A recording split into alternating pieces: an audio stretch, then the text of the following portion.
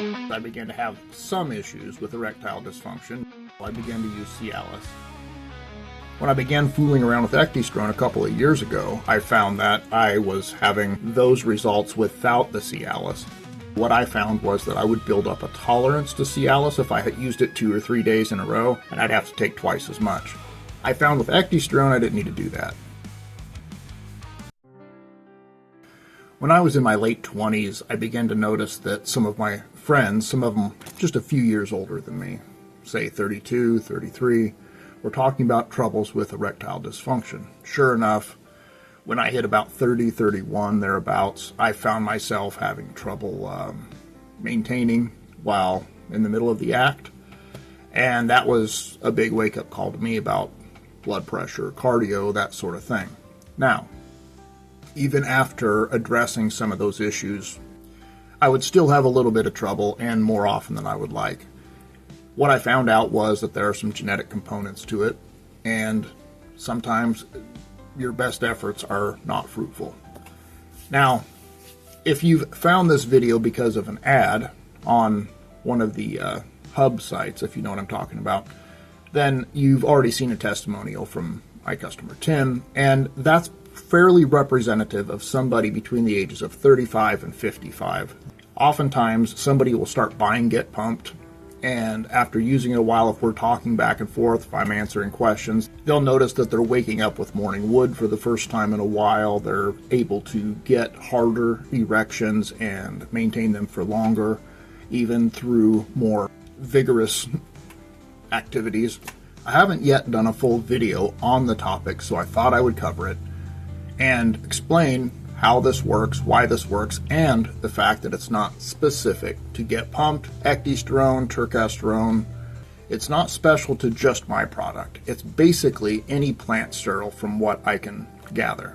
Now, the problem with plant sterils is, just like with Ecdystrone, Turkesterone, which are plant sterils, they're very difficult to get into the system. They're not very water soluble, they don't digest very well, they don't get into the system very well.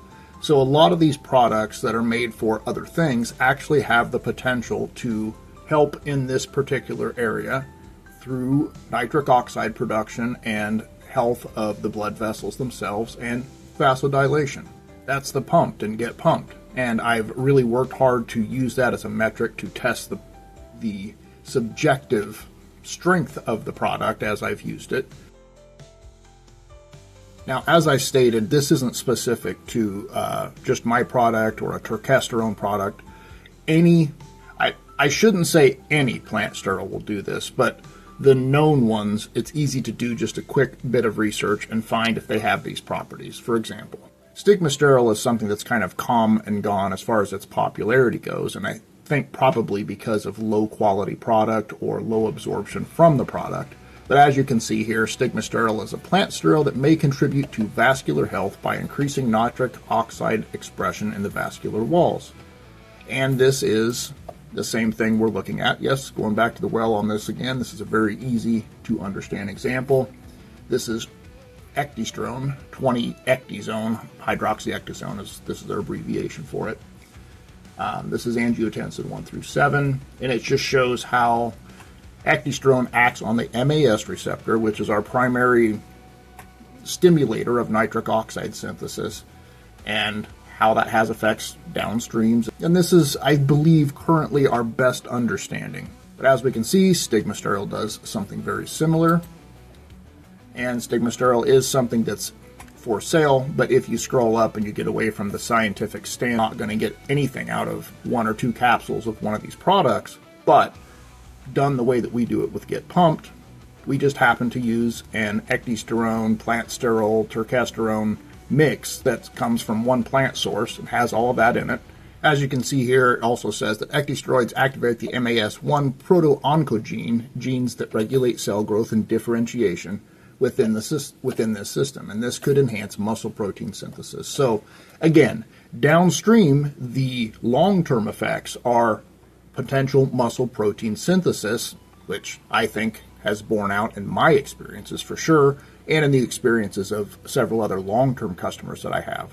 I have a local buddy that's been with me from the very beginning, and he continues to get fantastic results with his very normal, you know what I'm saying, just like a Monday, Wednesday, Friday training kind of guy.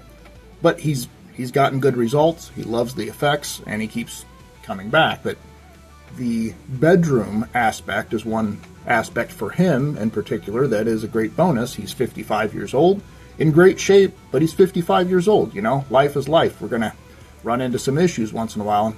All he gives me is the thumbs up and tells me how much his girlfriend is happy. So I get it. You know, that's about as open as we like to be about some of these sort of things, but I definitely see the help myself, and I've heard it from a lot of the other guys. So I just wanted to do a quick video on it, explain what this is all about.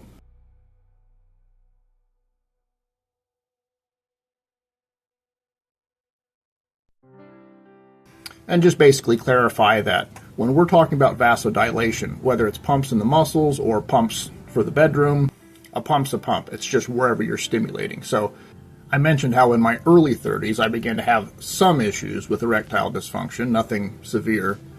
But now that we're 15, 16 years later, I found that, yeah, it's still an ongoing thing. And about 5 years ago, I began to use Cialis. Now, I wasn't using a ton. I would use between 10, maybe 20 milligrams, but generally 10 milligrams. When I began fooling around with Ecdystrone a couple of years ago, I found that I was having those results without the Cialis. What I found was that I would build up a tolerance to Cialis if I had used it 2 or 3 days in a row, and I'd have to take twice as much. I found with Ecdystrone I didn't need to do that. So the way it works out today, in my best estimation, is 1 serving of Get Pumped, to me, equals about 5 milligrams of Cialis. That's my personal experience. That's if I don't have a tolerance built up to Cialis. That's fresh. 2 servings, a double dose, as I always say before the gym or the bedroom.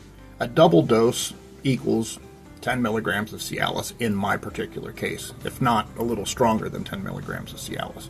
That's for me. Again, that's if I'm fresh, not build up a tolerance to Cialis, and that's what I've used for the last 2 years now. I have like a half-used bottle of Cialis sitting on my shelf that I haven't touched in about a year, year and a half, something like that, when I just finally thought, what's the point? That's not quite as good for me. Now, if you're someone that needs 50 milligrams of Cialis right out of the gate, yeah, you would probably better stick with that or some combination thereof. But you would have to take, in my estimation, 10 doses of Ecdystrone in order to get that same. And there's just a cutoff where there's only so much nitric oxide you can produce. That said, more than likely, if you're on that high a dose of Cialis, you probably do have a tolerance or some other issue, and you might find that a plant steril in the right delivery system might actually work better than something you've built up a tolerance to, or give you an alternative to take a break from it and reset. So just some thoughts on the matter. I hadn't really talked about it before, so I wanted to share my personal experience. If you think you can get some good out of it in this way, or you need some help in that area, I'm happy to answer questions behind the scenes or in the comment section.